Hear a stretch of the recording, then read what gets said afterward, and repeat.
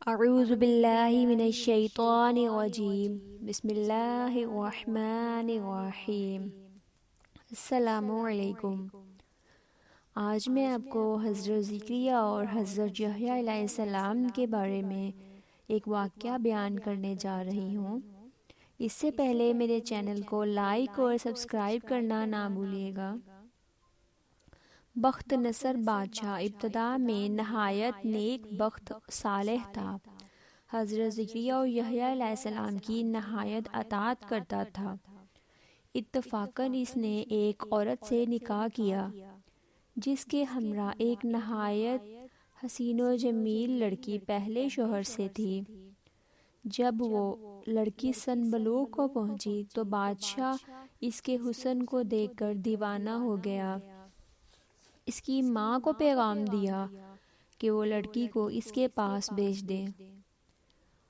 وہ بہت خوش ہوئی، مگر دل میں اندیشہ تھا کہ بادشاہ پیغمبروں کا مطیع فرمان ہے اور نکاح اللہ کے پیغمبر کی شریعت کے خلاف ہے۔ وہ کیوں اس کام کی اجازت دیں گے؟ اس لیے بادشاہ سے کہا کہ تم اس کا مہر ادا نہ کر سکو گے۔ اس نے دریافت کیا کہ کتنا مہر ہے؟ جو کچھ کہو گے میں ادا کر دوں گا۔ عورت نے کہا اس کا مہر تمہارے دونوں پیغمبروں کا سر ہے۔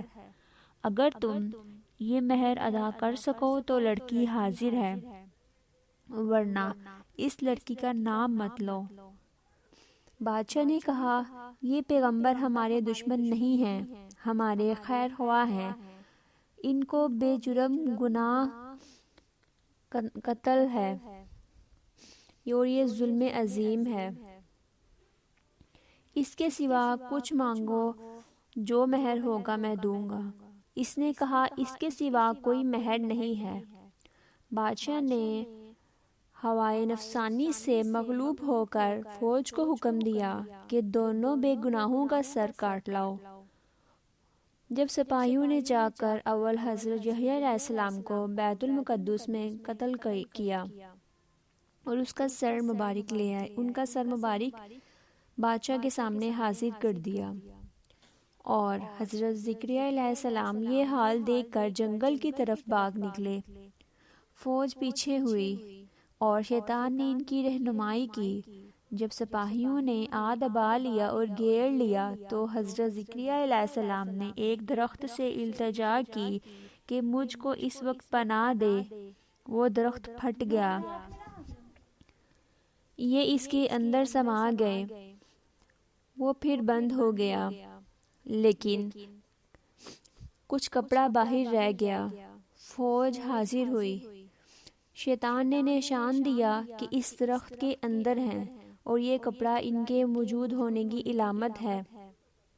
پھر شیطان نے آرا کی ترکیب بتائی، درخت چیرا گیا۔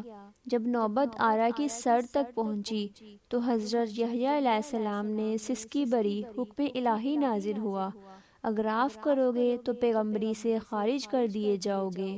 تم نے غیر سے کیوں پناہ مانگی؟ اگر ہم سے التجا کرتے تو کیا ہم پناہ نہیں دے سکتے تھے؟ اب اس کا مزہ چکھو اور چپ سر پر آرا چلنے دو۔ وہ غرضی کا سر سے پاؤں تک جسم چیرا گیا اور حضرت زکریا علیہ السلام نے دم توڑ دیا۔ جب دونوں پیغمبر اس طرح سے قتل ہوئے تو غضب الہی نازل ہوا، دن تاریک ہو گیا۔ ایک بادشاہ فوج لے کر چڑھا اور اس شہر کے باشندوں کو گرفتار کر لیا۔ حضرت یحییٰ علیہ السلام کا خون بند نہ ہوتا تھا۔ جب قبر میں رکھتے تو قبرستان لبریز ہو جاتی تھی۔